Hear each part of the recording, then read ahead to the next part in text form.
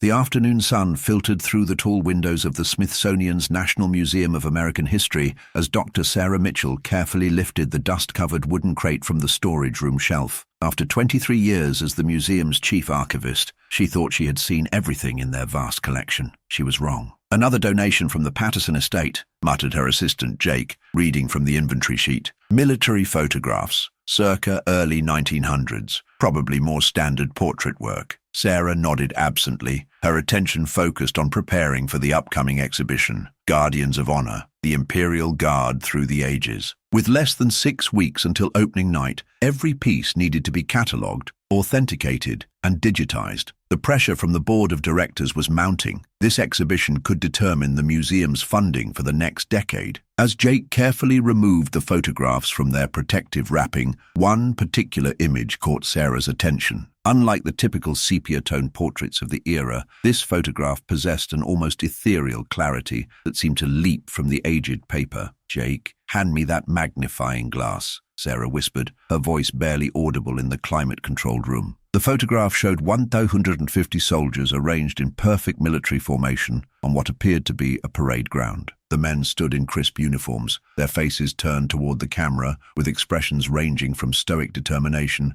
to barely concealed exhaustion. But it was the unprecedented detail that made Sarah's hands tremble slightly as she examined the image. "My God," she breathed, adjusting the magnifying glass. "Look at this resolution. You can see individual buttons on their uniforms, the texture of the fabric, even... Wait." She moved the glass to the left corner of the photograph. "There are cigarette butts on the ground. I can actually make out the tobacco scattered on the grass." Jake leaned closer, squinting at the photograph. "That's impossible, Dr. Mitchell. In 1903, camera technology couldn't capture that level of detail, especially not for a group this large. The exposure time alone would have required the soldiers to stand perfectly still for several minutes." Sarah's mind raced through decades of photographic history. The earliest high-quality cameras of that era, the large-format view cameras used by masters like Alfred Stieglitz, could produce sharp images, but nothing approaching this level of microscopic detail. This photograph defied every technical limitation she knew about early 20th century photography. "We need to get this digitized immediately," Sarah decided, her curator instincts overriding her scientific skepticism. "And I want to contact Dr. Elena Vasquez at Georgetown. If anyone can make sense of the technical aspects, it's her." As Jake carefully transported the photograph to the digitization lab, Sarah remained in the storage room, staring at the empty space where the crate had been. Something about this discovery felt different,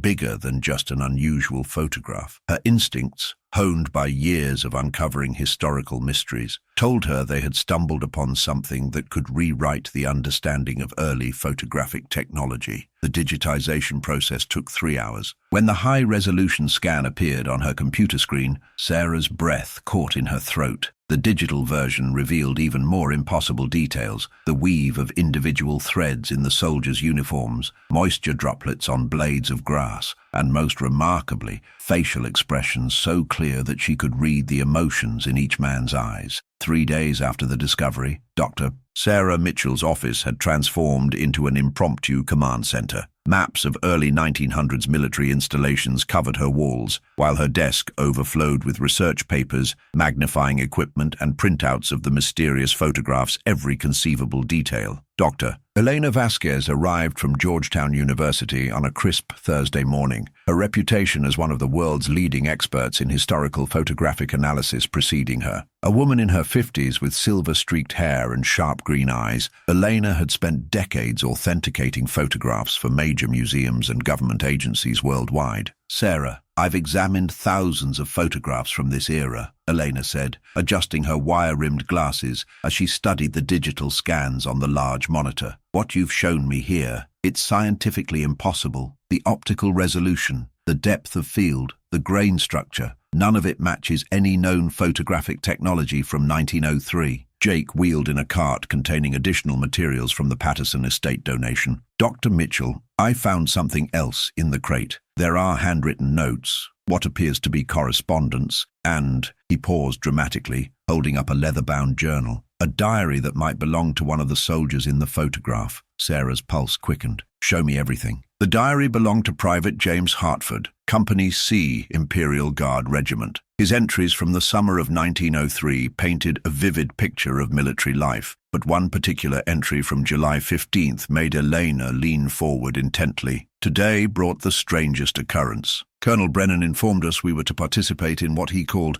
a photographic experiment of national importance. We were ordered to maintain absolute silence about the proceedings. The photographer arrived with equipment unlike anything I've ever seen. Multiple lenses arranged in some complex configuration, and a camera apparatus that seemed to hum with mechanical precision. The entire process took less than 30 seconds, yet the photographer claimed he had captured every detail of our formation with unprecedented clarity. Most peculiar of all, he wore no military uniform, but spoke with the authority of someone operating under direct orders from Washington. Elena set down the diary, her expression grave. "Sarah, I think we need to bring in Dr. Marcus Thornfield from MIT's History of Science Department. If there was classified military optical research happening in 1903, he would know about it." Dr. Thornfield arrived 2 days later, a distinguished gentleman in his 60s whose expertise in early 20th century military technology was legendary. As he examined the photograph under high-powered magnification equipment he'd brought from Boston, his silence grew more profound with each passing minute. "Ladies," he finally spoke, his voice carrying the weight of revelation, "what you've discovered here may represent one of the most significant findings in the history of military technology. In 1903, the U.S. military was indeed conducting classified experiments in advanced optical systems, but these projects were so secretive that most records were destroyed or buried in classified archives." He pointed to specific details in the photograph's left corner, where the impossible clarity was most evident. "Notice the precision of focus across the entire frame. This suggests a multi-lens array system, technology that wouldn't be officially developed until the 1940s, but there are documented references to a project called Operation Clear Sight, a collaboration between military engineers and a German optical scientist named Professor Heinrich Zimmermann." Sarah felt pieces of a historical puzzle beginning to align. What happened to this technology? Why was it never used again? That's where the story becomes even more intriguing, Dr. Thornfield continued, pulling out a folder of declassified documents he'd obtained through years of research. Professor Zimmermann disappeared from military records in late 1903. His laboratory was reportedly destroyed in what official reports called an accidental fire, but witness accounts suggest it was deliberately burned to conceal the evidence of his work. Elena had been quietly analyzing the photograph's metadata and technical specifications. "Marcus, look at this grain pattern analysis I've been running. The photographic emulsion shows traces of silver compounds that weren't commercially available until at least 1920. Either someone has created an incredibly sophisticated forgery or we're looking at evidence of technology that was decades ahead of its time," Dr. Thornfield finished. Jake, who had been researching the soldiers' identities using military records, suddenly looked up from his laptop. "Dr. Mitchell, I've been cross-referencing the facial recognition software with historical military databases. I've identified 43 of the soldiers in this photograph, and here's what's remarkable. 17 of them have living descendants in the Washington, D.C. area." The room fell silent as the implications sank in. This wasn't just a historical curiosity anymore. It was a living connection between past and present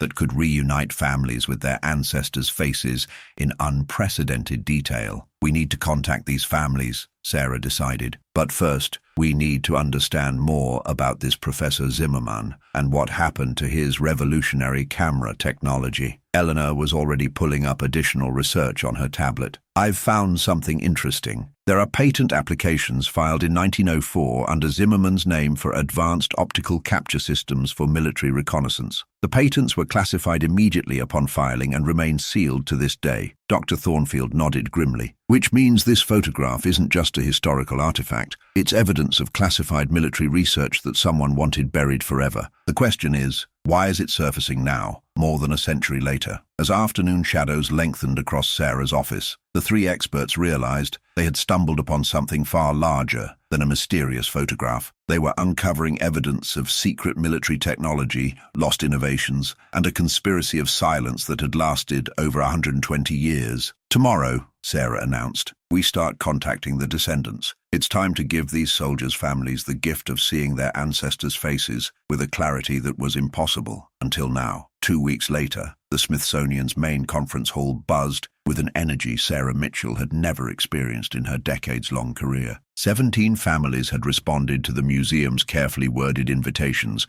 and now descendants of the soldiers from the mysterious 1903 photograph sat around polished oak tables, their eyes fixed on the massive high-resolution display showing their ancestors' faces with impossible clarity. Margaret Chen, a retired schoolteacher from Arlington, stared at the screen with tears streaming down her cheeks. "That's him," she whispered, pointing to a young soldier in the third row. "That's my great-grandfather, Thomas Chen. I've only seen one blurry photograph of him my entire life, and now I can see his eyes. I can see the same stubborn expression my father had." Dr. Elena Vasquez had spent the past week preparing detailed close-ups of each identified soldier. As she clicked through the images, gasps and sobs filled the room. The photographic quality was so extraordinary that family members could identify inherited facial features, recognize familiar expressions, and feel connections across more than a century of time. "Ladies and gentlemen," Sarah addressed the gathering, "what you're witnessing today represents more than just advanced photography. You're seeing your ancestors captured by technology that shouldn't have existed in 1903. Robert Hartley, a journalist from the Washington Post, whose great-great-grandfather appeared in the photograph's front row, raised his hand. "Dr. Mitchell, my family has always wondered what happened to Joseph Hartley